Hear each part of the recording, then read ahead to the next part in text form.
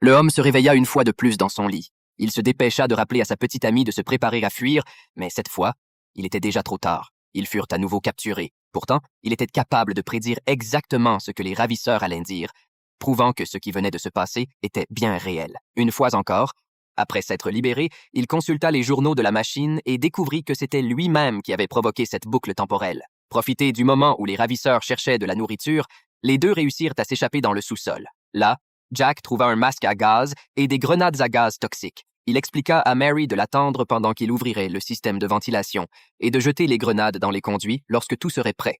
Mais pour activer la ventilation, il devait passer par la cuisine. Il se précipita à travers la pièce et activa rapidement l'interrupteur. Cependant, les ravisseurs le poursuivirent.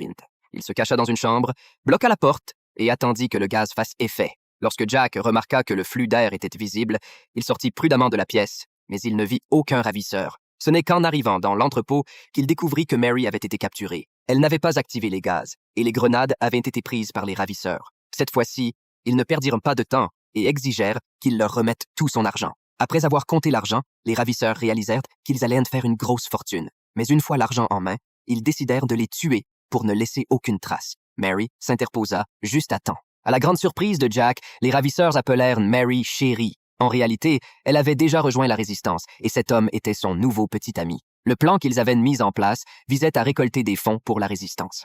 Mais après son départ, Jack fut soudainement abattu par les malfaiteurs. Une fois de plus, il se réveilla dans son lit. L'heure était de nouveau 6h16.